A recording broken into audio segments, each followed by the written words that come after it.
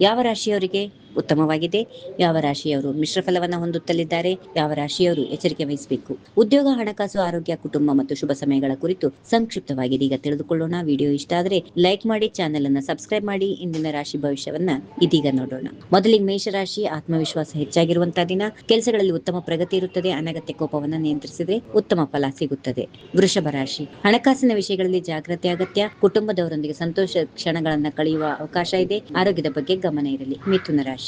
ಹೊಸ ಅವಕಾಶಗಳು ನಿಮ್ಮನ್ನು ಹುಡುಕಿಕೊಂಡು ಬರಬಹುದು. ಸ್ನೇಹಿತರ ಸಹಕಾರ ಸಿಗುತ್ತದೆ. ಪ್ರಮುಖ ನಿರ್ಧಾರಗಳನ್ನ ಯೋಚಿಸಿ ತೆಗೆದುಕೊಳ್ಳಿ. ಕಟಕ ರಾಶಿ. ಉದ್ಯೋಗದಲ್ಲಿ ಮೆಚ್ಚುಗೆ ಸಿಗುವ ಸಾಧ್ಯತೆ ಇದೆ. ಮನೆಯಲ್ಲಿ ಶುಭ ಸುದ್ದಿಯೊಂದು ಸಂತೋಷ ನೀಡುತ್ತದೆ. ಪ್ರಯಾಣದಲ್ಲಿ ಎಚ್ಚರಿಕೆ ವಹಿಸಿ. ಸಿಂಹ ರಾಶಿ. ನಿಮ್ಮ ನಾಯಕತ್ವ ಗುಣ ಇಂದು ಎಲ್ಲರ ಗಮನ ಸೆಳೆಯುತ್ತದೆ. ವ್ಯವಹಾರದಲ್ಲಿ ಲಾಭದ ಸಾಧ್ಯತೆ ಇದೆ. ಖರ್ಚನ್ನು ನಿಯಂತ್ರಿಸುವುದು ಉತ್ತಮ. ಕನ್ಯಾ ರಾಶಿ. ಅಪೂರ್ವ ಕೆಲಸಗಳನ್ನು ಪೂರ್ಣಗೊಳಿಸಲು ಇದು ಉತ್ತಮ ದಿನ. ಆರೋಗ್ಯದಲ್ಲಿ ಸಣ್ಣ ಬದಲಾವಣೆ ಕಂಡು ಬಂದ್ರೆ ನಿರ್ಲಕ್ಷ್ಯ ಮಾಡಬೇಡಿ. ಕುಟುಂಬದ ಬೆಂಬಲ ಸಿಗಲಿದೆ. ತುಲಾ ರಾಶಿ. ಸಂಬಂಧಗಳಲ್ಲಿ ಹೊಂದಾಣಿಕೆ ಹೆಚ್ಚಾಗುತ್ತದೆ. ಉದ್ಯೋಗದಲ್ಲಿ ಹೊಸ ಜವಾಬ್ದಾರಿಗಳು ಬರಬಹುದು. ಆತ್ಮವಿಶ್ವಾಸದಿಂದ ಮುಂದುವರಿಯಿರಿ. ವೃಶ್ಚಿಕ ರಾಶಿ. ಇಂದು ಸಹನೆಯೇ ನಿಮ್ಮ ದೊಡ್ಡ ಶಕ್ತಿ. ಹಣಕಾಸಿನಲ್ಲಿ ಸುಧಾರಣೆ ಕಾಣಬಹುದು. ಹಳೆಯ ಸ್ನೇಹಿತರ ಭೇಟಿ ಸಂತೋಷ ನೀಡುತ್ತದೆ. ಧನು ರಾಶಿ. ಶುಭ ಕಾರ್ಯಗಳಿಗೆ ಅನುಕೂಲಕರ ದಿನ. ವಿದ್ಯಾರ್ಥಿಗಳಿಗೆ ಉತ್ತಮ ಸಾಧನೆ ಸಾಧ್ಯ. ಹೊಸ ಯೋಚನೆಗಳು ಪ್ರಾರಂಭ ಮಾಡಲು ಸಮಯ ಅನುಕೂಲಕರ.